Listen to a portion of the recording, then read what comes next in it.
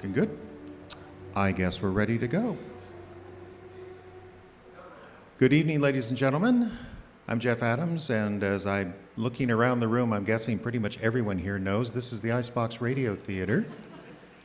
Happy Halloween, and happy World Audio Drama Day, which is a fake holiday we made up a few years ago to celebrate the War of the Worlds, which happened 87 years ago tonight over the CBS. So we are on YouTube streaming. We're hoping for exactly the same audience, somewhere between 5 and 6 million people listening in, and you get to be a part of that. Let's meet our wonderful cast. I don't know if you want to wave, or how about Claire, let's have them come up to the mics.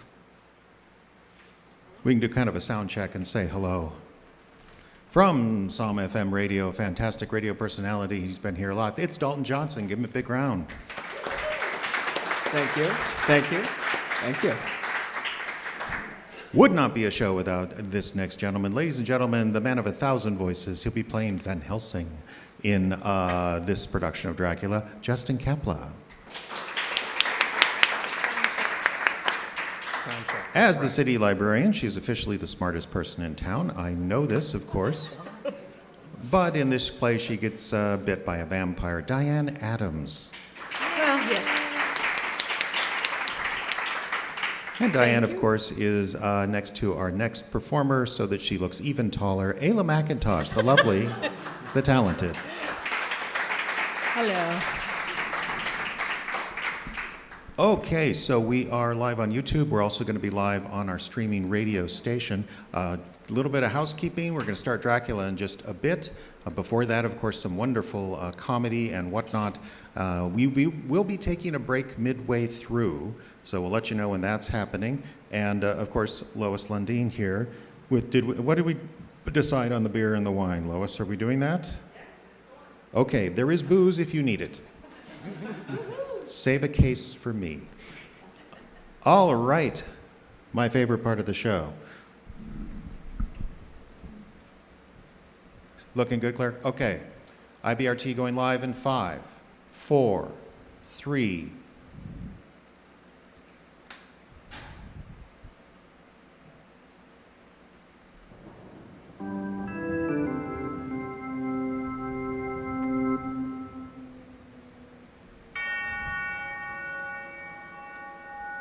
Good evening, and welcome to the Icebox Radio Theater.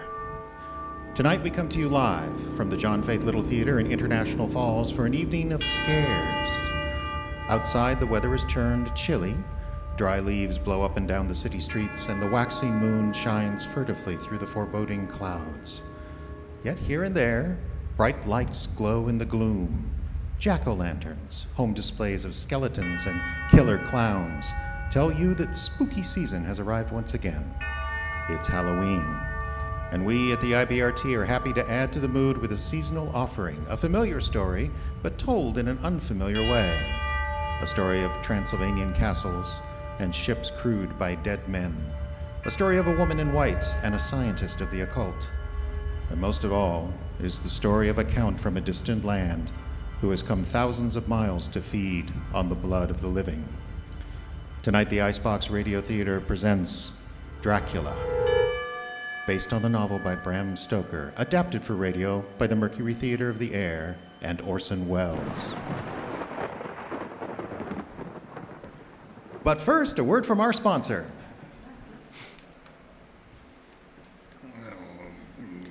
What is it, Bob? No, nothing, dear. No, I know when something's off.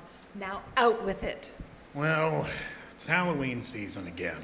Sure, but we never had a problem with Halloween, unlike some crazy relatives I could name. Hey, leave my sister out of this. It's just, well, I like Halloween more or less, but I don't like everything about it. You mean the satanic imagery? No, that's not it. You mean the fixation on death and horrible creatures bent on your destruction? No, that's fine. You mean other people's children? That's the one. Other people's kids are so rude and disrespectful. I don't want anything to do with them. But if you don't hand out candy like you're supposed to, the teenagers will cover your house with toilet paper or eggs or worse. You know what you need, Bob? What? You need the candy cannon. That's right, the candy cannon, the new tool that helps create a magical night for trick-or-treaters, but from a distance. Wow, look at this baby. Kind of like the bazooka I used in the war. That's no accident. Defense contractors that used to make bazookas, hand grenades, and battleships have turned their expertise to the civilian market with technology created to help our brave fighting men and women can outfling candy over 2 city blocks. Wow. Just put up the Candy Here sign, included with your purchase, a suitable distance away from your home, load your ordnance, Snickers bars, honey. Thank you, dear. and fire away. Here you go, kids. Fire in the hole.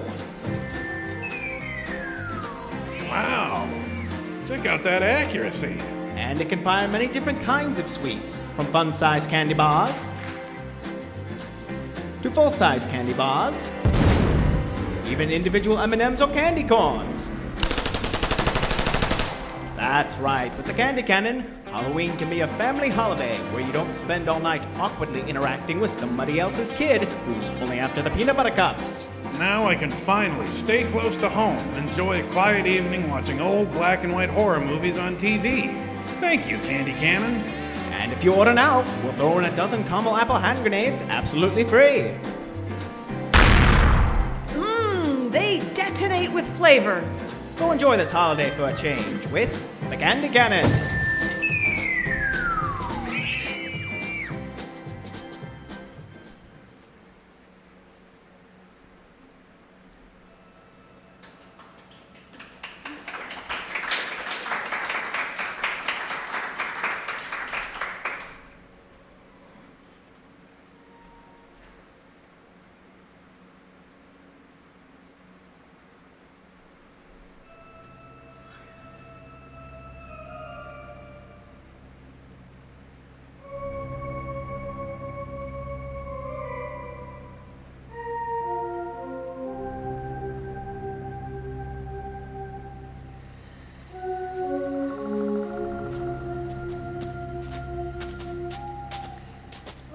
I can't believe you talked me into this.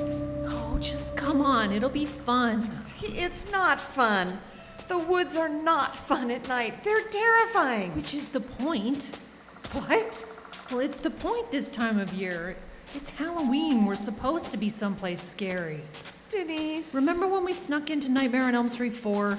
Oh, how can I forget? I didn't sleep for a week. That was scary. That was 30 years ago. We were kids. So? So we're not kids anymore. We're supposed to be home answering the doorbell for trick-or-treaters and drinking boxed wine. I never drink wine. Denise. I'm sorry, I couldn't resist. Besides, do you really want to be home on a night like this? Yes. Come on. Look around you. There's a chill in the air. There's dark shadows are flickering. The wind is howling through the trees. Are you feeling all right? You're starting to sound like a Goosebumps book. Yes, that's what I'm after. What? That feeling. Remember when we were kids and we'd watch a scary movie or the carnival would come to town with a dark ride? A what? A dark ride. You know, like a spook house? That only happened once. And then the ride broke down in the middle, so they had to turn on the lights. It was fun. It was ridiculous. With the lights on, the whole place looked like my uncle's workshop, only with zombie mannequins. But you know what I mean, right? That feeling we had when we were kids? We hit every scary movie and haunted attraction we could. You did, you mean? You were always there. I was always dragged along. What? No. We were a team. We were paranormal investigators like on Kojak or Supernatural. We were... Don't say it. We were the Ghost Toasties Society. I never liked that name. It's cute. It's ridiculous. It's a play on words. It is? For what? That's cereal. What's it called? You mean Post Toasties? Yeah. Nobody eats those, except my grandparents. But then they bought every knockoff cereal known to man. Pressed wheat loaf, flakes o' frosting, Admiral Crunchy. Whatever. Ghost Toasty Society is our name. We came up with it when we were 10 and it stuck. So that's that. Okay, but what does that have to do with this? Why are we, two grown women, in the woods on Halloween night? This is a reunion of the Ghost Toasty Society. We're getting together for one last adventure. The ultimate adventure. What do you mean? Denise, where are you taking me? You want me to tell you and spoil the surprise? Yes. Oh, you're no fun. Denise? Fine. You remember the Ghost Toasty Society, right? Of course. And we went to every horror movie and every attraction. You said that already. And we got older. How we tried to scare each other, climbing the smokestack at the mill, breaking into the old Johnson place. That old Johnson place was my grandparents' house, and we didn't break in. We knocked. But it was a creepy house. Well, I'll grant you that. So many weird cereals. Point is, we had so much fun doing that stuff. What happened? Boys. No. We kept going long after boys. For a few years, anyway. Okay, then. Kids. Mortgages. Jobs. We grew up. Right. Why? Why did we grow up? Yes. I demand an answer. Well, I don't know exactly. It just sort of happened. The kids, I suppose. How can you raise a kid when you're a kid yourself? Okay, sure, but our kids are teens now. They're practically grown. Between cheerleading and basketball, there are days when I don't even see the girls. The only way I know they're still here is the food disappears. Brian's the same way. It's, hi, Mom. Bye, Mom. I don't even know where he is half the time. I thought you put a tracker on his phone. Please, you think a teenage boy can't defeat one of those things? He hacked the program immediately. The next time I checked it, the stupid thing said he was in Madagascar. Madagascar? Yeah, it was one of his favorite movies when he was little. So it got to the point you just had to trust him, right? Yes, and I hate it. But my point is, the kids don't really need us like they used to. And soon they won't need us at all. Heck, eventually we'll need them. Now I am terrified. The point is, we're free. We can do what we want. We can walk through the spooky woods on Halloween night and complete the one quest we never had the guts to finish when we were kids. Wait. Yes. No. Yes. Denise, you cannot be serious. Why not? It's the scariest thing we ever thought of, and it's the one thing we never had the guts to try. We are going to Old Ole's cabin. Huh? There wasn't any rain in the forecast. See, even the weather is on our side. Well, the weather may be, but I'm not. I'm going home. Oh, come on. It'll be fun. It'll be anything but. How can you ever think of such a thing? I've already explained. I want that feeling. I know you want to be scared again. Right. And the one thing we never got the courage to do was to go to the haunted cabin. It was all a story, you know. There was never a serial killer named Old Ole, and he didn't have a cabin in the woods where he kept body parts in jars. Maybe. Maybe not. We'll never know unless we go see. Hang on a second. We all heard that story as kids, but it was never very clear where the cabin was exactly. So, So how do you know this is the way to his cabin? modern technology, my dear Watson. What? Why do you get to be Sherlock? Because Sherlock Holmes never shied away from a mystery, and you shy away from everything.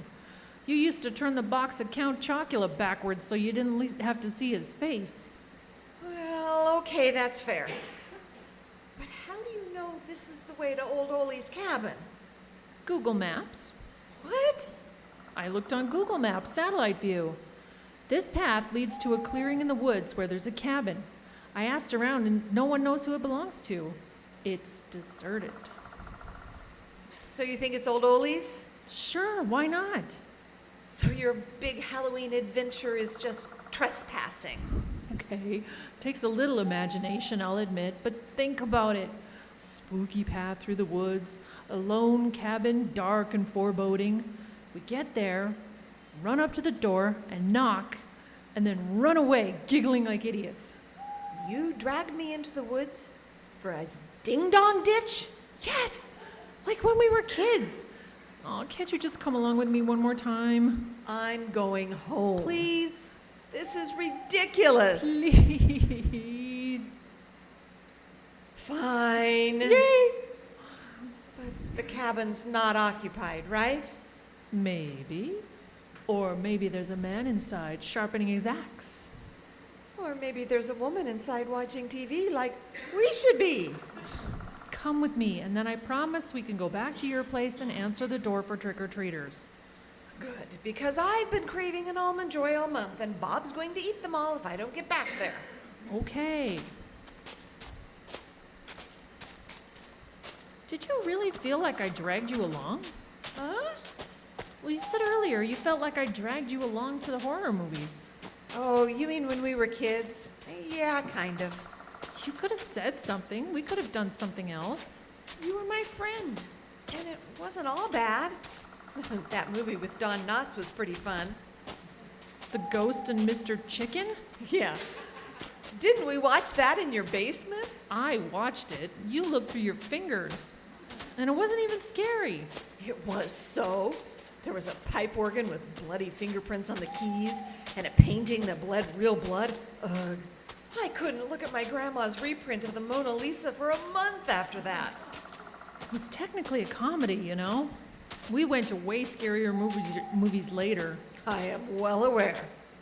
I don't like thinking you didn't enjoy any of it. I enjoyed some of it. And I enjoyed it way more than hanging out with Barbara Dupre and talking about which member of NSYNC we wanted to marry. Oh yeah, Barbara. She had a filing cabinet for her copies of Tiger Beat. She indexed them by date and hotness content. I'd forgotten you were friends with her. I was until she moved to California. I heard she married a record producer. Wow. Well, I'm glad you're coming with me on this. You're welcome. And in return, you can get a box of the good wine. So noted. You don't really think it's Old Ole's cabin, do you? Well, you said there never was a serial killer named Old Ole, right? Yes, but there could be something else? Like what? Well, maybe we never had a serial killer, but there's plenty of bad stuff that happens in this town. Bob used to have a police scanner on all the time, and we heard horrible things. Assaults, fights, not like horror movie stuff, but real stuff. Scary stuff, domestic abuse, and a lot of it happened in remote cabins. Now you're scaring me. I thought that's what you wanted. I wanted Freddy and Jason, not drunk fights and meth heads. You never did appreciate true crime. Nope, never did. I don't want my horrors to be real. Well, it's too late for that. What do you mean? Look up ahead. There's a cabin. Wow. Yeah. I mean, wow. Gotta hand it to you, Denise. You found a spot that looks the part. Yeah. You said there never was a serial killer named Old Ole, right? No, there wasn't.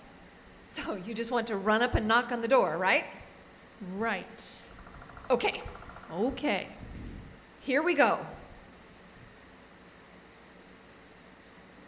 Go ahead. Okay. Denise, Yes? you haven't moved. Well, neither of you. This whole thing wasn't my idea, it was yours. You're right. I'm going. You know what? I think I'm good. What? Well, we came into the woods, we found the cabin. That's plenty for me. Mission accomplished. No way. You are going up to that door. You know what? I think I left my iron plugged in. No, you didn't. How do you know? Because neither one of us have ironed anything since Becky's wedding, and that was 14 years ago. When did you get so tough? You dragged me out here to knock on Old Ole's door. Now we're going to do it. I don't think I can. Come on. I'm serious. I'm really scared. There's nothing to be scared of. How do you know? I know, because this isn't a horror movie. We're just a quarter-mile from town. There's no one in that cabin, and there's no one in the woods that's going to jump out at us. Really? Yes, really. Sorry, Mrs. Wilson! Oh my gosh. Oh my gosh. I think I'm having a stroke. Who were those kids? They were just a bunch of kids. I think I recognize the Stevens boy. Well, they shouldn't have done that. I don't believe it. They could have given one of us a heart attack or tripped and hurt themselves. It's not nice to... Hey, I'm sorry. are you okay? You're crying. No, I'm not. Denise, you are clearly crying. Okay, maybe I am. So what? What's wrong? I don't know. They really scared me. I know. I feel so stupid. Well, don't. It's just those dumb kids. They were doing a prank. There's no reason to feel dumb. It's not our fault. It's Halloween. Oh, how can I explain this? Explain what? Well, this whole night, I'm sorry I dragged you out here. It's all right, but what's going on? You seem really upset. I wanted to be scared. Okay. That's what happened, right? No, you don't understand. I just wanted to feel scared the way we used to feel scared. And we're not scared now. I mean, I want to kill those boys, but they did do a pretty job of scaring us. I think I peed a little. Me too. So what's wrong? I didn't want to have a heart attack, and I didn't want to really scare you. I wanted what we used to have. You know what I loved about scary movies? What? Leaving the theater, and especially if the sun was still up. The movie was all dark and scary, and your heart was racing and everything, but then you got to walk out into the sun, and all your fears got left back in the theater. I mean, these days, I'm scared of everything. Scared of the news, I'm scared of the government, I'm scared of the future. Every week there's a new report of something we eat or drink trying to kill us. And how many people do we know with kids that never launched? I mean, kids that looked at the world and said, no thanks, and then moved into mom's basement. Well, I'm mom, and I like my basement the way it is, kid-free. Me too. And there's too much information. Stupid algorithm just makes everything worse. I click on one little story about a flood, and for the next week, Facebook is nothing but dogs swimming in muddy water and people sitting on their roofs waiting for rescue. And back when we were kids, I liked being scared because I liked not being scared. I liked jumping at noises in the night because deep down, I knew it was just Dad getting another beer. Now I don't know what any of those noises are. When we were kids and we'd go to scary movies, I felt tough. I just wanted to feel that way again. Wow. I'm sorry I dragged you out here. I had no idea it went that deep. That's stupid, isn't it? No, not at all. Come on. Are you heading back? No, and neither are you. What? We are knocking on Old Ole's door. What? That was a very inspiring speech, and I'm inspired to walk up on that cabin's porch and knock on the door. And you're coming with me. Then we will run away. But someone could be home. Yeah, I know. Oh, I asked for this, didn't I? Yes, yes, you did. Come on. Can I tell you something? Yeah, I thought Ghost and Mr. Chicken was scary too. come on. Okay. You want the honors? No way. This is your trip. Okay, here goes. You did it! I know. I feel so alive. Me too. I don't even know what I was afraid of. Me either. I mean, it's just an old cabin. Can I help you, ladies? Same thing every Halloween. I wish they'd just stay home and drink box wine. That was The Ghost Toasties Society, written by Jeffrey Adams. Thank you very much.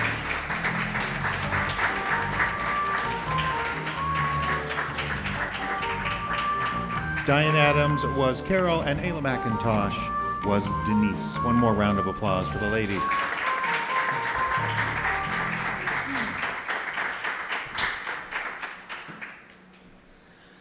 Our featured play this evening is a classic, a story as familiar as anything in Western literature.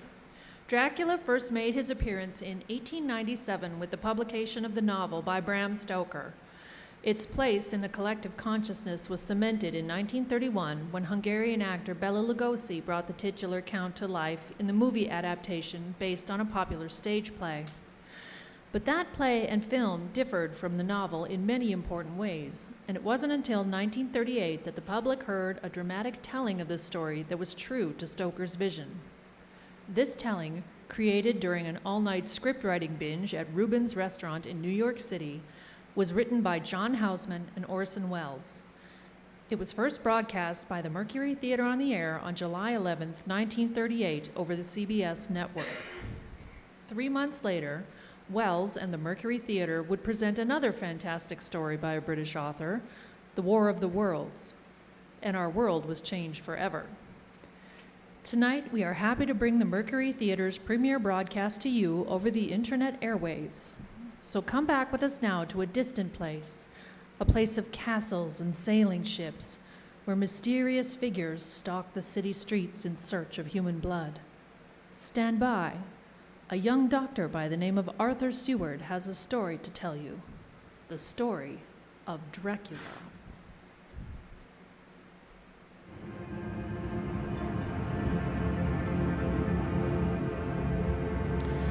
Ladies and gentlemen, my name is Arthur Seward, and I'm here tonight to bear witness to the truth of certain events which you may find hard to believe, but I ask you to believe them. I have here certain documents, telegrams, clippings from the press of the day, memoranda, and letters in various hands. All needless matters have been eliminated, so the history, almost at variance with the possibilities of contemporary belief, may stand forth as simple fact. I present to you first excerpts of a private journal of Jonathan Harker. I, Jonathan Harker, lawyer's clerk, articles to Peter Hawkins, Esquire of Exeter, England, am writing this journal in the hope that if misfortune overtakes me, it may one day come to the eyes of those who love me. I set out from London on the last day of April to visit one of our clients in Eastern Europe. On May the 3rd, I arrived in Budapest and came after nightfall to Kolzenberg on the border of Transylvania. At Bistritz, there was a letter of welcome for me from our client, informing me that his carriage would await me at the Borgo Pass. It was signed, Dracula.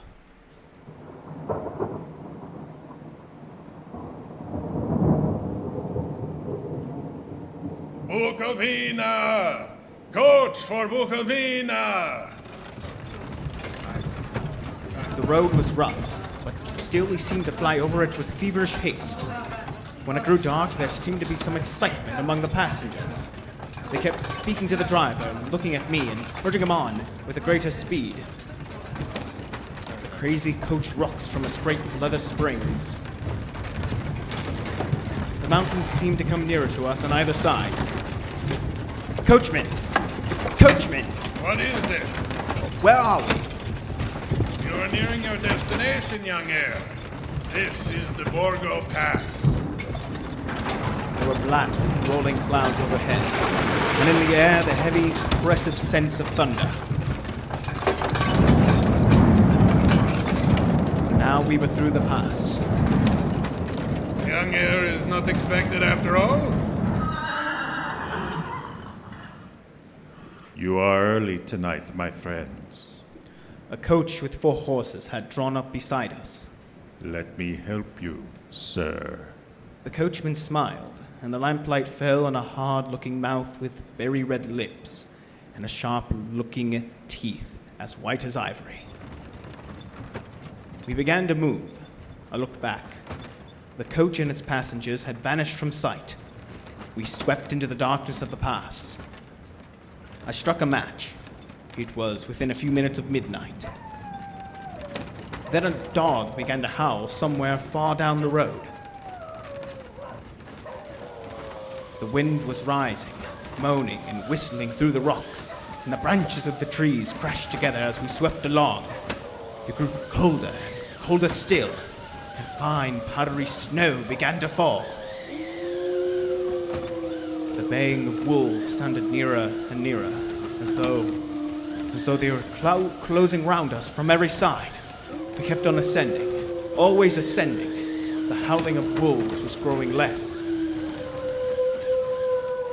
Presently, it ceased altogether, and just then the moon broke through the clouds, and by its light I saw round us a ring of wolves running alongside the carriage, in silence, with white teeth and long red tongues, with long sinewy limbs and shaggy hair.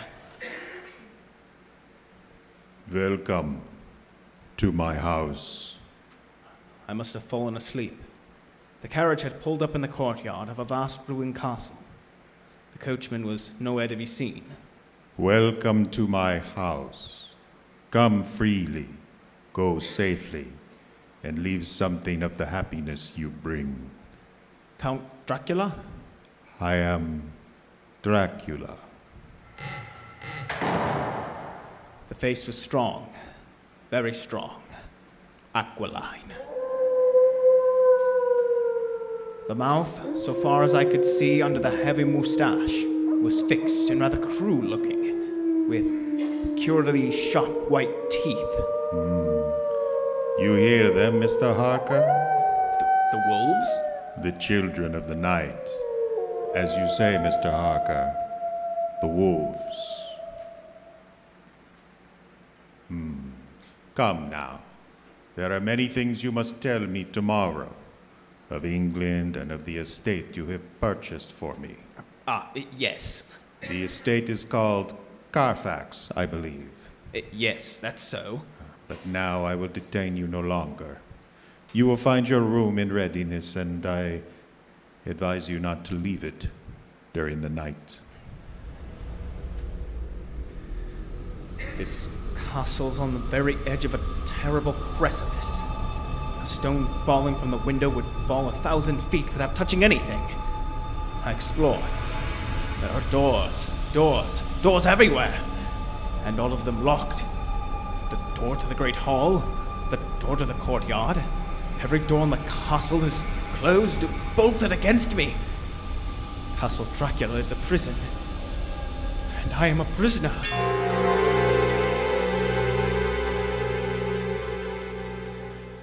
The next night, I could not sleep. So after a few hours, I got up, and lighting my candle, I placed my shaving mirror on the dressing table, and was just beginning to shave. You seem restless, Mr. Harker. I had not seen him, although the reflection of the glass covered the whole room behind me. I turned to the glass again. Count Dracula was close to me, and I could see him over my shoulder. But there was no reflection of him in the mirror. It was blank. I started and cut myself on the side of the throat. The blood was trickling down my neck. Count! My mirror! The blood. The blood. Wipe the blood from your face, Mr. Harker. And take care how you cut yourself. It is more dangerous than you think in this country.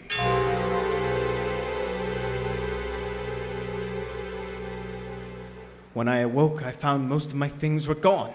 My passport, my notes, my letter of credit. I could find no trace of them anywhere. And my door was locked from the outside.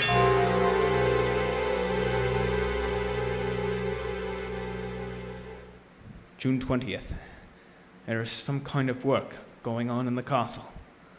Now and then I hear the faraway muffled sound of mattock and spade. And last night, the second of 3 dated letters which Dracula made me write, the second of that series which was to blot out the very traces of my existence from the earth, went forth.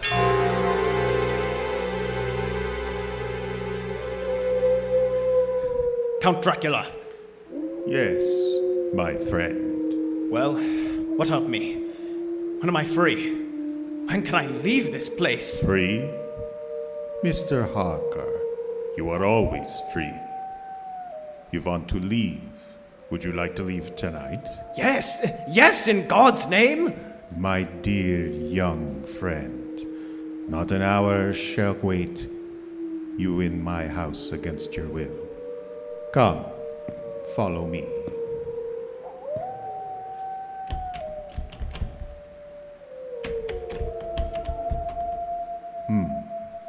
The door seems to be bolted. How strange. This door is locked. Well, in God's name, open it! As you will, Mr. Harker. You English have a proverb which is very close to my heart. Welcome the coming, speed departing guests. Good night, Mr. Harker. Shut the door! Shut the door! I tell you, shut the door! Shut the door! The door is shut, Mr. Harker. I take it you will remain?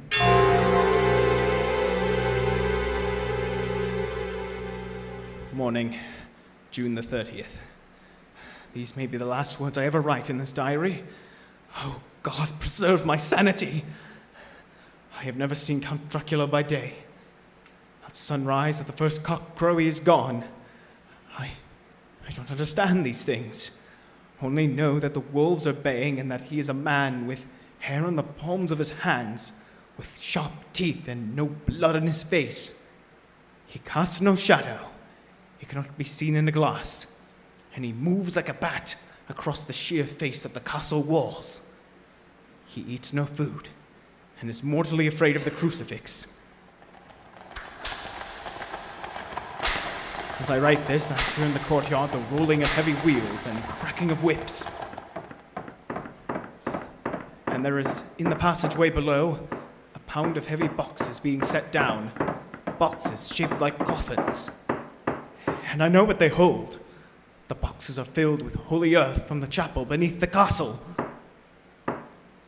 It is the last box being nailed down. Now I hear the heavy feet tramping again.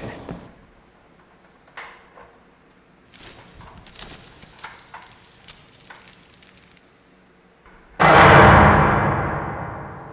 door is shut, and the chains rattle.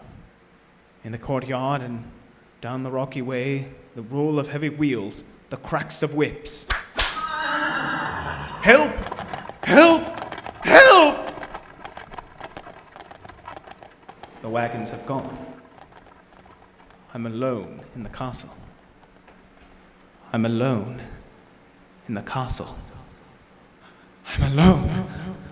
I'm alone. I'm alone!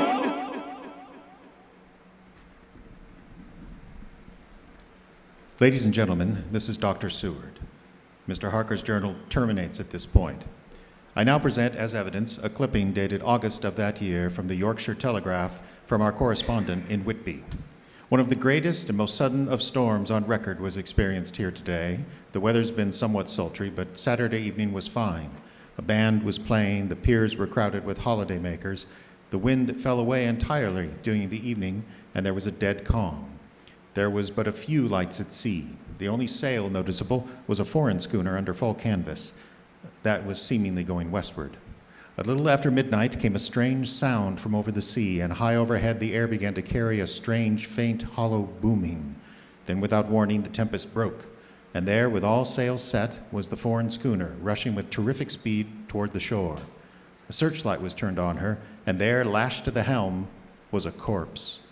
Its drooping head swayed horribly to and fro with each motion of the ship. A moment later she crashed, and then a strange thing was seen. At the very instant she touched, a huge dog sprang up on deck from below, and running forward, jumped from the bow onto the sand, and making straight up the east cliff towards the graveyard, vanished into the night. The Coast Guard, going aboard at dawn, found the dead man fastened to a spoke of the wheel. Tightly clutched in one hand was a crucifix. The man must have been dead for quite 2 days.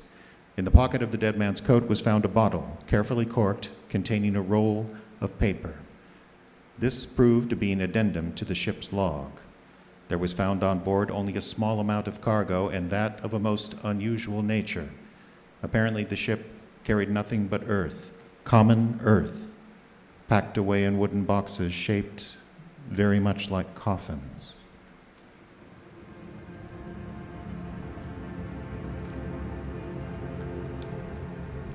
Log of the Demeter. Russian ship, Black Sea to Whitby, July 6th. Finished taking in cargo. A queer cargo, boxes of earth. At noon set sail. East wind, fresh. Crew, 4 hands, 2 mates, cook, and myself, captain. July 11th. Entered Bosphorus. At dark, passed through Dardanelles. Mate reported in morning that one of the crew, Vioden, was missing. Took larboard watch 8 bells last night. He was relieved by a Talisian who never came to his bunk. There is something aboard this ship. No, don't laugh, Captain. In the rain last night, a tall, thin man go up the companionway and along the deck forward and disappear. When I go up to the bow, no one. And the hatchways all were closed. July 22nd. Rough weather last 3 days. All hands busy with sails. No time to be frightened. Past Gibraltar and out through straits. All well. July 24th. Last night another hand was lost. Disappeared. Like Talisian. He come off his watch at midnight and we never see him again. You want double watch now? I don't take a watch alone no more. Nor will I. No more. Double watch. July 29th. That single watch tonight is crew too tired to double. When morning come. Hey! Hey below! Balaki! Balaki? Balaki's gone like the others. Like all the others. Mate and I have agreed to go armed henceforth. July 30th, last night. We are nearing England. Weather fine, all sails set. Captain, the men on watch are missing. More missing. Now, only self and mate and 1 hand left to work ship. August 3rd. 2 days of fog and not a sail sighted. At midnight, I went to relieve the man at the wheel. When I got to it, I found no one there. It's here. I know it now. I saw it. Like a man. Tall and thin and ghastly pale. It was in the bows looking out. I gave it the knife, but the knife went right through it. Empty as the air. What? What is it? What are you talking about? It's here. And I'll find it. It's in the hold. In one of those boxes of earth. I'll unscrew them one by one and see. He's mad. Stark raving mad. It's not my use trying to stop him. He can't hurt those big boxes. They're invoiced as common earth. He's there, down in the hold. I know the secret now. The sea will save me from him. That's all that's left. That's all that's left. August 4th. I'm all alone on my ship. It's still the fog. I dare not go below. I dare not leave the helm. So all night I stayed. In the dimness of the night I saw it. I saw him. God forgive me, but the mate was right to jump overboard. It was better to die like a sailor in the blue water. But I am captain. I must not leave my ship. I shall tie my hands to the wheel, and my strength begins to fail. Along with that, I shall tie that which it dare not touch, the crucifix. I'm growing weaker, and the night is coming on. God and the Blessed Virgin help a poor ignorant soul trying to do his duty.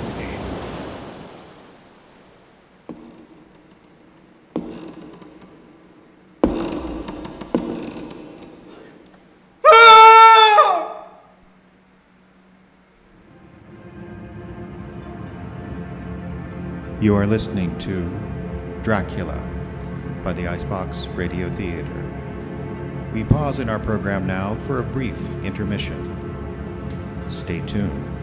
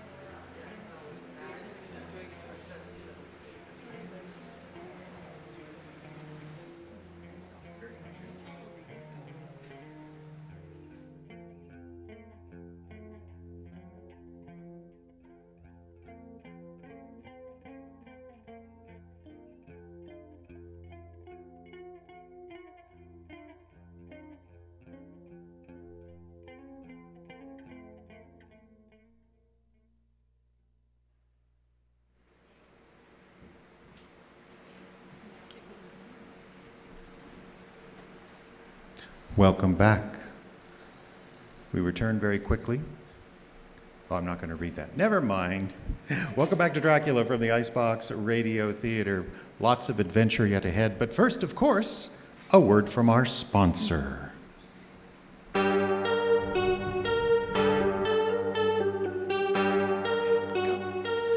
Coming soon to a town near you. A traveling exhibit more mysterious, more intriguing than anything you've ever seen. I couldn't believe my eyes. I couldn't believe my ears. I couldn't believe my nose.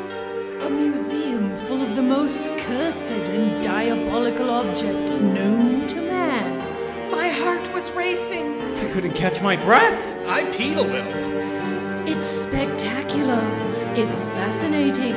It's just in time for Halloween. It's the Minnesota Museum of Mysteries. That's right. A museum full of the Northland's most terrifying objects. You've heard of Annabelle, the demon-possessed doll?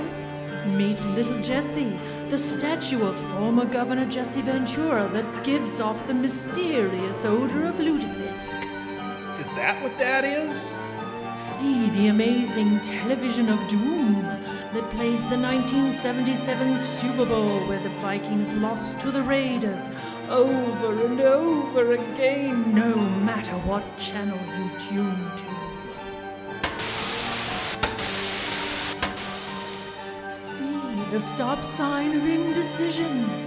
4 cars made a 4-way stop at an intersection in Eden Prairie once. Because they all arrived more or less at the same time, they never moved again. Go! No, you go. No, you go! And view the cursed casserole of Bemidji. Notice that only one piece of the hot dish remains. 10 people have starved to death because no one wanted to take the last helping. And most terrifying of all, an order of cheese curds from California.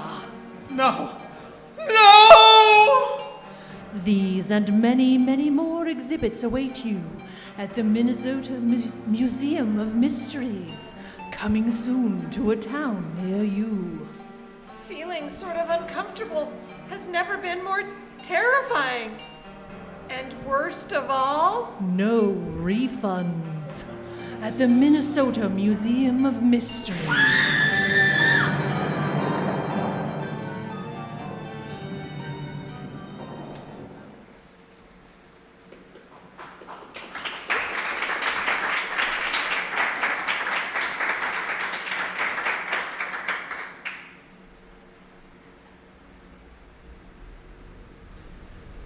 We now return to Dracula from the Icebox Radio Theater. Jonathan Harker is lost, perhaps trapped in Castle Dracula, perhaps dead. And the Russian ship Demeter streams toward England with a cargo of coffins filled with earth and a crew of dead men.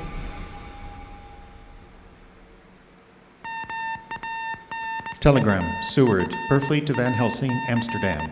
Lucy Westerna in alarming condition, cannot diagnose. Come at once. Seward. Telegram Van Helsing, Amsterdam to Seward, Purfleet. I am on my way to you. Please arrange for me to examine your patient immediately. My arrival, Van Helsing. Ladies and gentlemen, I shall now explain that 6 months before the events recorded here, I had become engaged to a young lady, Lucy Westerna. We were to be married in the spring. My old teacher, Professor Van Helsing, arrived at 4 p.m. I took him at once to Lucy's house. She lay in her bed, asleep. She was ghastly, chalky, pale. The red seemed to have gone even from her lips and gums, and the bones of her face stood out. Young Miss is bad, very bad. She must have blood or she will die. Yet she's not anemic. The qualitative analysis of her blood is quite normal condition.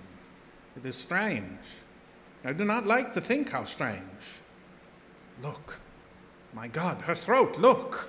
The black velvet band that she always wore had dragged up a little and showed a red mark on her throat. Just over the exterior jugular vein were 2 punctures, not large, but not wholesome looking. The edges were white and looked worn and jagged. Well, what is it, Professor? What's wrong with her? Speak frankly. You can tell me the worst. I wish I could, Seward. I wish I could. But I do not dare. But won't you tell me anything? I will tell you this. Your young lady is in a danger greater than death. You must believe me. If you leave her for one moment and harm befalls, you will not sleep easy thereafter.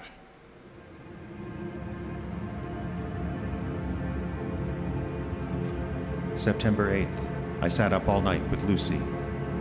Arthur, I'm afraid. My dear, you can sleep tonight. I'm here, watching you. Nothing can happen.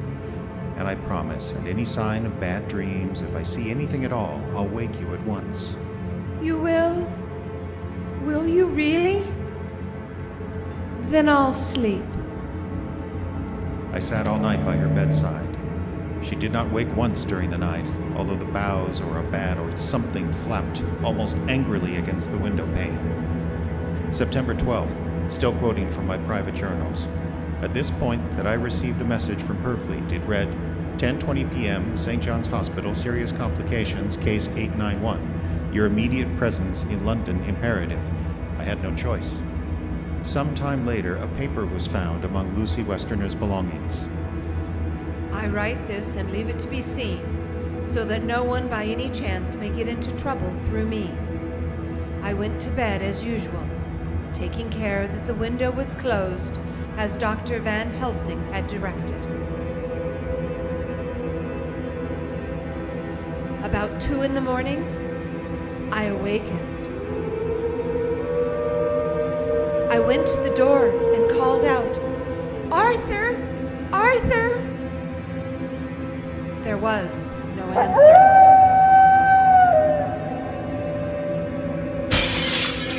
Something's broken the window. I'm in the room alone. I dare not go out. The house seems to be empty. The air is full of specks, floating, circling in the draft from the window, and the light burns blue, dim. What am I to do?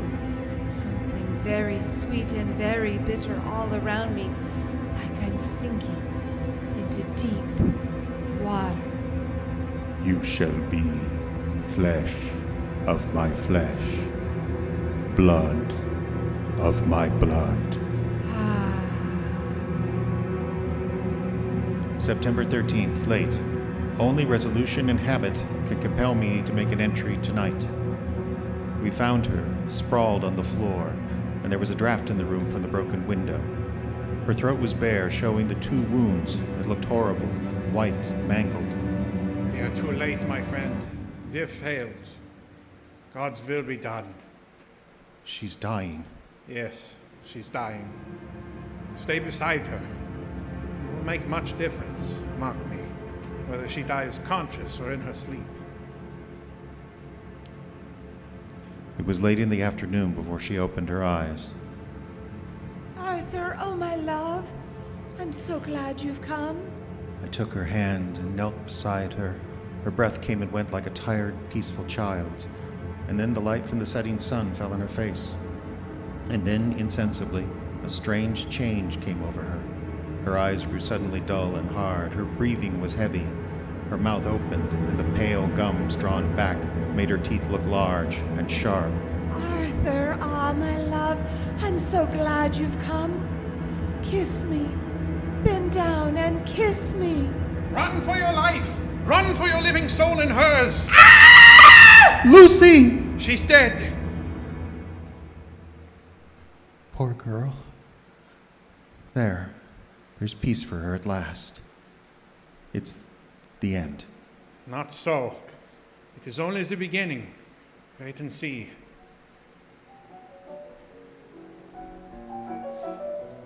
Extra special, Kensington Horror. Extra special.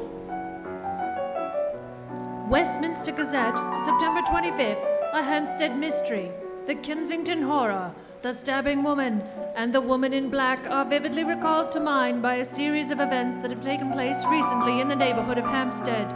Several cases have occurred of young children straying from home or failing to return from playing on the heath. In all these cases, the children have given as their excuse that they have been with a beautiful lady who offered them chocolates. In each case, the child was found to be slightly torn or wounded in the throat. The wound seemed such as might be made by a rat or a small dog. Extra special, extra special.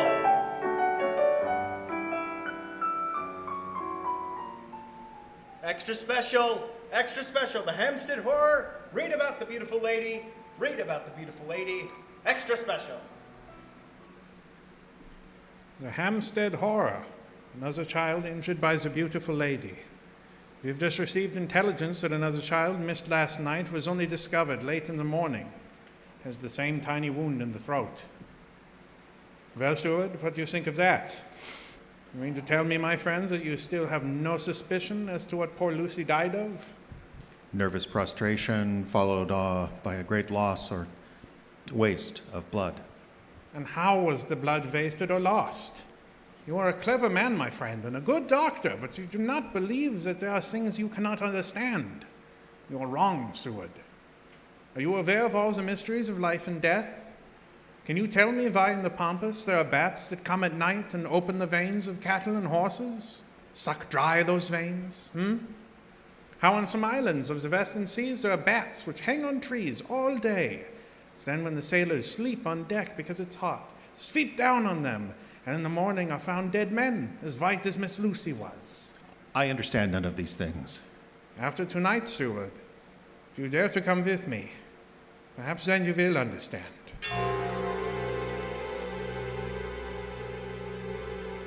September 29th, before dawn.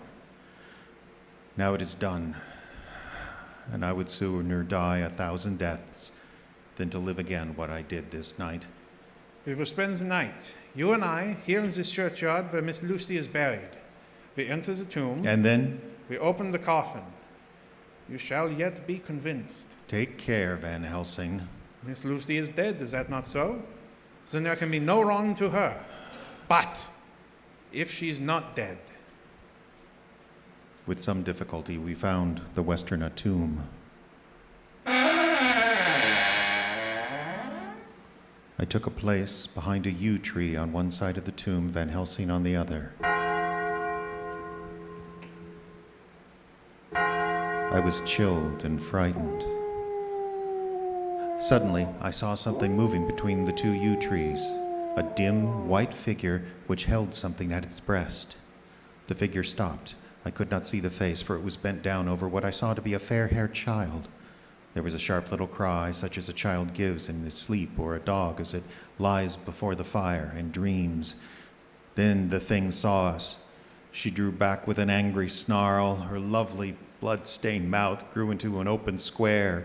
If ever a face meant death, I saw it at that moment. Then suddenly she turned and vanished in the direction of the tomb.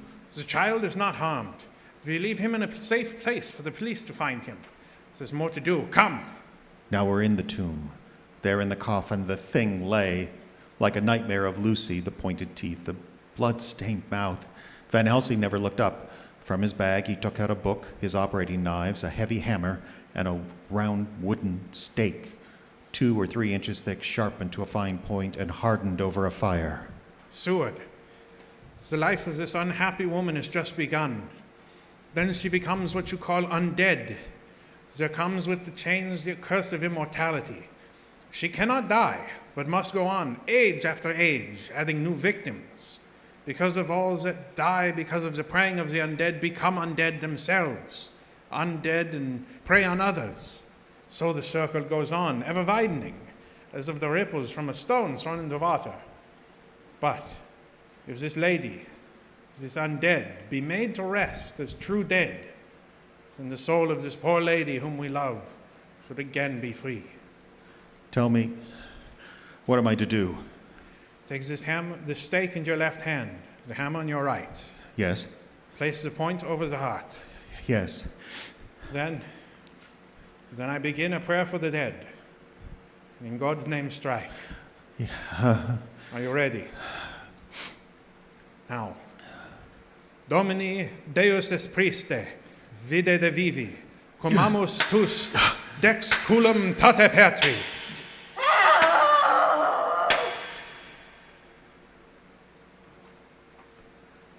On the morning of July 11th, a man was found on the border of Transylvania. He talked wildly of wolves and boxes of earth and blood. He gave his name as Jonathan Harker. In a hospital at Klausenburg, he improved sufficiently to make possible his removal to England. I'm still quoting from my own personal papers, but this condition remained so serious that he was committed to a hospital for observation, a private ward at my hospital in Purfleet. Here, he did so well that in 3 weeks, he was completely recovered. It was during this time that his wife, Mina Harker, brought to the attention of Dr. Van Helsing and myself a journal that her husband had kept while a prisoner in the castle of a certain Count Dracula in Transylvania. I have before me the record of the meeting that took place in my study at Purfleet, transcribed by Mina Harker. October 1st. Meeting again, 10 after 8. Jonathan next to me. Dr. Seward and Dr. Van Helsing at the head of the table. My friends, there are such things as vampires. Had I known at first what I know now, one so precious a life would have been spared for the many of us who love her. The vampire which is amongst us is himself so strong that he can direct all the elements, storm, the fog, the thunder. He can command all the meaner things, the moth and bat, the owl, the fox, and the wolf. How then are we to begin our stride to destroy him? How shall we find his place? And having found it, how can we destroy? My friends, it is a terrible task that we undertake. To fail here is not mere life or death. If we fail, we become as him. Foul things of the night as him. What do you say? I answer for myself. Come near. I'm with you. The professor laid a small golden crucifix on the table. We took hands and our solemn pact was made. My friends, we too are not without strength. The vampire flourishes on the blood of the living. Without this, he cannot live. He throws no shadow, makes no reflection in a mirror. He can transform himself to a wolf, to a bat. He can come on moonlight rays as elemental dust, see in the dark. He can do all these things, yet he is not free. His power ceases at the coming of the day. Then until night, he must remain in the shape in which he finds himself. And, except in his coffin at home, in those earth boxes, he cannot rest. When we can confine him in his coffin, then, my friends, if we obey what we know, we will destroy him. At that moment, something flapped wildly against the window. Did you hit it? I don't know. We looked out of the window. Against the black sky, you could see nothing. We know what we must do. From the Count's castle in Transylvania to Whitby came 50 boxes of earth. All of these, to our certain knowledge, were delivered to Carfax. Recently, 12 of these boxes have been removed. First step, ascertain whether all the rest remain stored in the deserted house next door, or whether any more have been removed. We must break each of those boxes and sterilize the earth with holy water, so he can no longer seek safety in it. And we must hurry. The events of the next few days are described in Jonathan Harker's journal. October 2nd, 5 a.m. Just returned from the empty house. Left Mina here at home. Well, we've done our work at Carfax. The place was filthy. The air was stagnant and foul, and alive with rats. We counted the boxes, only 38 of them. And over each one, the professor went through his same mysterious work. It was dawn when we got back. I found Mina asleep. She looks paler than usual. October 2nd. Soon after they left, I fell asleep. I remember hearing the sudden barking of the dogs, and then it was silent. I got up and looked out of the window. There was a thin streak of white mist moving across the grass along the wall of the house. it dawned on me that the air in the room was heavy and dank and cold. The gaslight came only like a tiny red spark in the fog. I could see through my eyelids. The mist grew thicker and thicker. Then, as I looked, the spark divided and seemed to shine on me like through the fog, like two red eyes. You shall be flesh of my flesh, blood of my blood, blood of my blood. October 2nd, 8 p.m. We're on the track. 12 boxes were delivered to an empty house at 337 Piccadilly.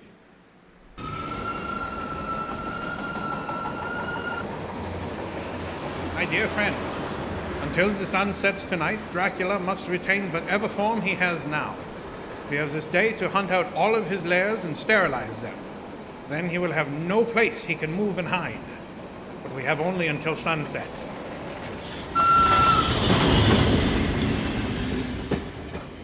The house in Piccadilly was empty, like the one in Purfleet, and had the same sickening smell in the air.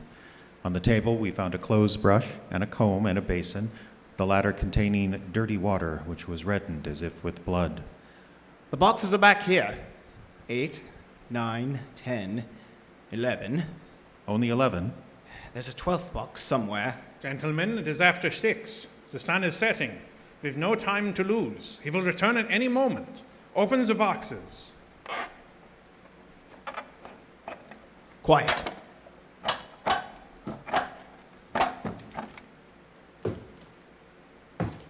Listen. Here it is.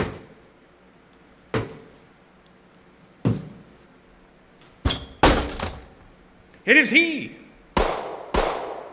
You waste your bullets, gentlemen. You think you baffle me?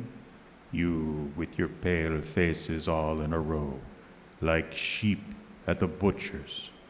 You think you have left me without a place to rest? But I have more, and time is on my side. The one you love is mine already. I have known her. Already my mark is on her throat. Flesh of my flesh, blood of my blood. She is with me always, over land and sea.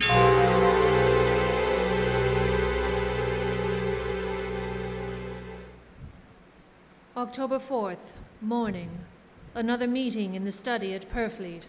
We must find that last remaining box, gentlemen. We must find it. As long as that earth exists and pure, as long as there remains one place of refuge for Dracula, there's no safety and no peace for any soul in England.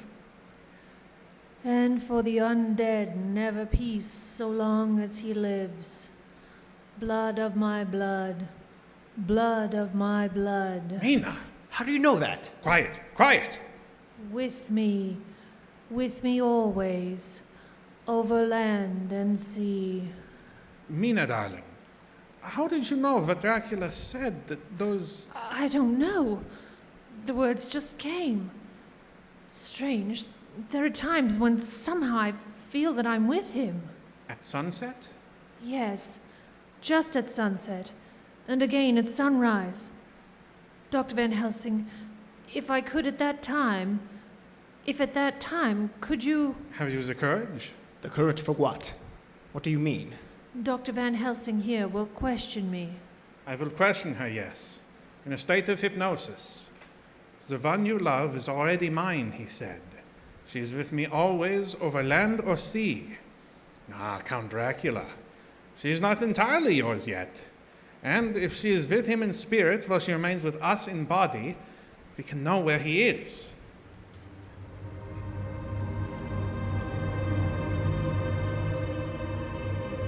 Blood of my blood. Mina? Yes? Answer me, Mina. Are you with him? Yes, I am with him. Where are you? I do not know. It is all dark. What do you hear? The lapping of water. I can hear it on the outside. Then you are on a ship? Yes. What else do you hear? There is the creaking of an anchor chain. What are you doing?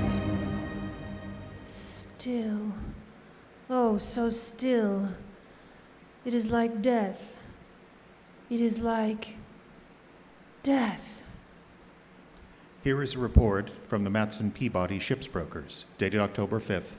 According to Lloyd's list, the only sailing ship that left for the Black Sea yesterday was the Tsarina Katrina, bound for Varna.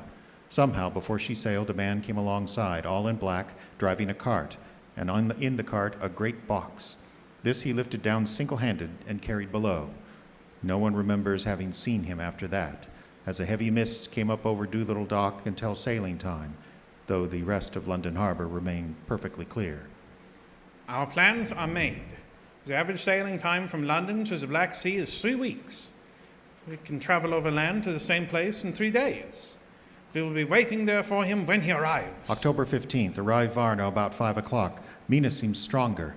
Every morning before sunrise and just before sunset, she speaks to Van Helsing in a trance. Are you with him, Mina? Tell me, are you with him? I am with him. What can you see? Nothing. All is dark. What can you hear? I can hear the waves lapping against the ship, and the water rushing by. The wind is high.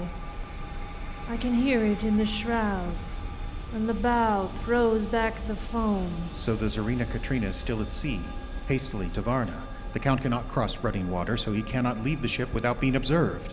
What do you hear, Mina? Lapping waves and rushing water. Darkness. Darkness and wind. A whole week of waiting. Daily telegrams from Lloyd's. Not yet reported. Not yet reported. Not yet reported. Not yet reported. Lapping waves. Rushing water. Rushing water.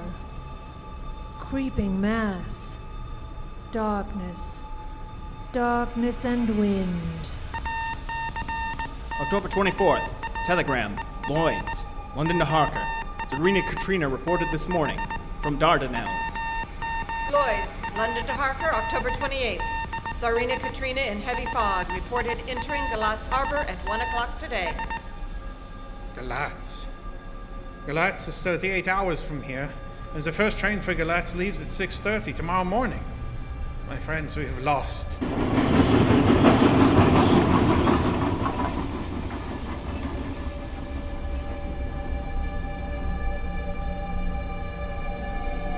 I am with you. I can see nothing. Nothing. I can hear men's voices calling in the roar and the creak of the wind. I can feel the air blowing upon us.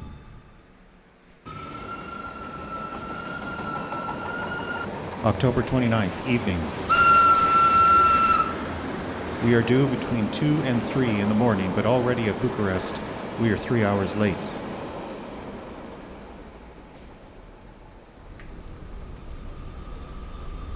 Something's going on. I feel it pass me like a cold wind. I can hear far-off, confused sounds. Men talking in strange tongues. Fierce falling water and the howling of wolves.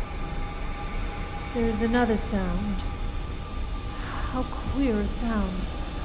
Like Like what? Speak, Mina. Speak, I command you. I command you to speak. Arrived at Galatz, saw the captain of the Tsarina Katrina. Come on, come aboard. We are over an hour before sunup. We receive a box for a party by the name of Dracula. Had his papers right. Emmanuel Hildesheim, his name was. Mr. Hildesheim? Yes? You unloaded a box yesterday. Give to Kylov by order. Kylov. Mr. Kylov? hello. This morning they find him dead inside the churchyard of St. Peter.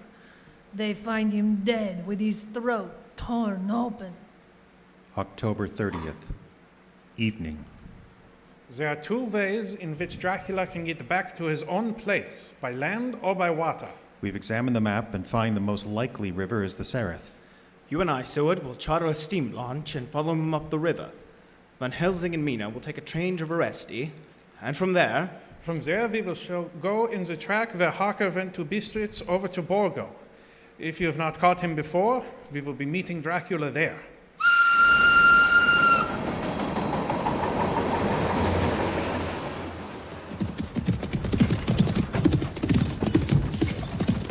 October 31st. We arrived at Veresti at noon. Van Helsing and I brought the carriage here. We start in an hour. Our enemy is still on the river. October 31st. We can earn good speed up the river at night. There's plenty of water, and the banks are wide apart. November 1st, evening. No news all day. We hear that a big boat went up the river before us, going at more than unusual speed. November 4th. All day driving. The country gets wilder as we go. By morning, we should reach the Borgo Pass. November the 4th, evening. We have left the launch. We've got horses, and we follow on the track along the river. We are armed. Look! Quick! There they are now, heading west. Through the dawn, we could see the Slavics some miles before us, dashing along the river with their wagon. On it is the great box.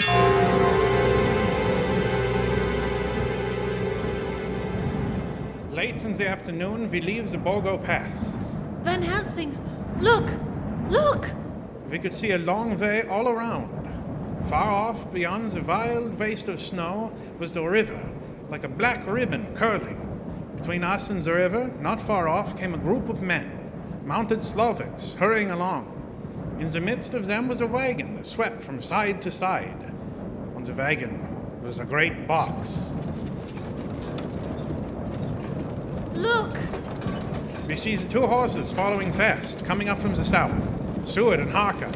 The Slavics, with their heavy wagon, are losing the ground. Now the horses are not more than a mile behind. Now the great wagon is quite close. We can see the great box swaying bravely. They're almost upon us.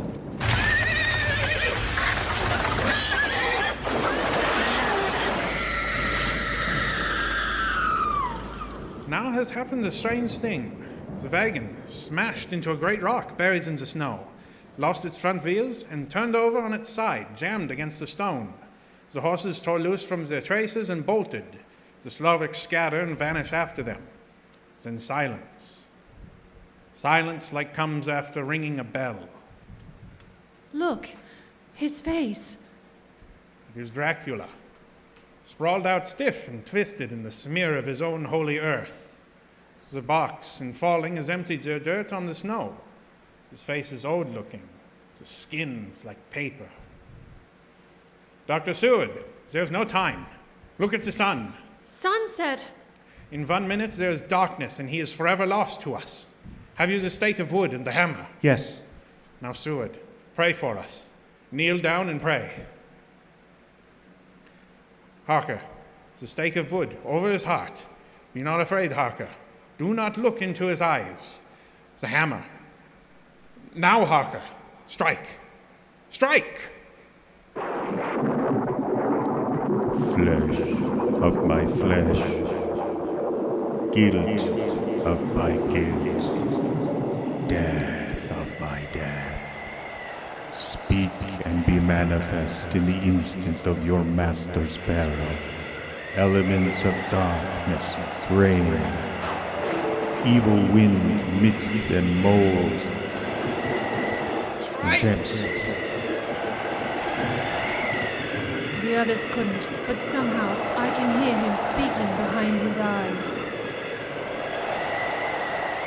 Claw, wing, tooth, scale, tissues of flesh, death of my death, dead and undead. The hand of the living is over your master.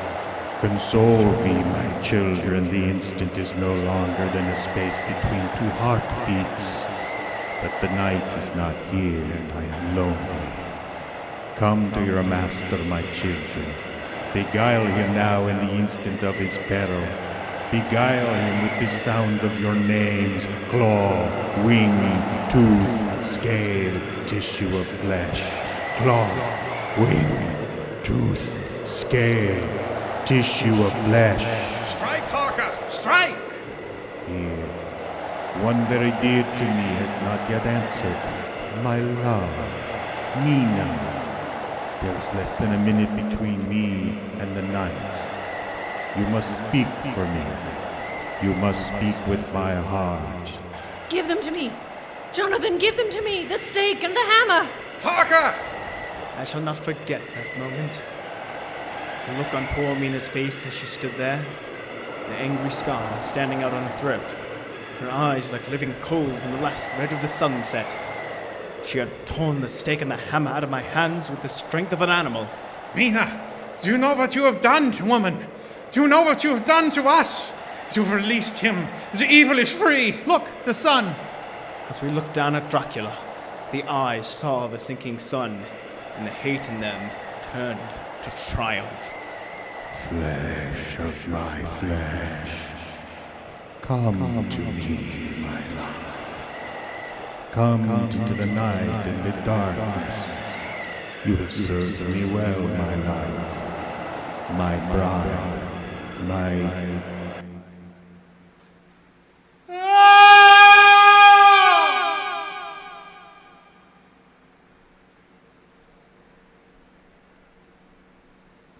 Ladies and gentlemen, all the evidence is now before you. I've added nothing, and to the best of my knowledge, I have omitted nothing that might help to throw light upon the extraordinary events of the year 1891, which culminated on that terrible evening on the Borgo Pass. There remains only this one last report. When Mina Harker seized the stake and hammer from her husband, I believe she was under some form of hypnosis. She herself remembers nothing. Whatever influence was at work on her, she must at the last moment have rejected it. For at the exact moment the sun disappeared, it was Mina Harker who drove the stake through the hearts of the thing that called itself Dracula. At that same instant, even as we looked, the wound on the side of her throat was no more. As for Dracula, before the screams of the creature had died from our ears, the whole body crumbled into dust and passed from our sight. In the final moment of the solution, there was in the face a look of peace, such as I could never have imagined might have rested there. This has been Dracula, based on the novel by Bram Stoker, adapted for radio by John Houseman and Orson Welles. Jeffrey Adams played Seward and the Count. Dalton Johnson was Harker. Diane Adams was Lucy. Ayla McIntosh played Mina, and Justin Kapla played Van Helsing. Other voices by the talented cast.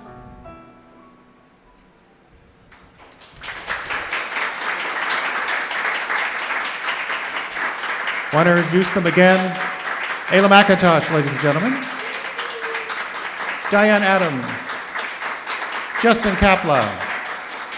Dalton Johnson. Our engineer. Great, thank you. And Jeff Adams. Slide. Thank you so much for coming.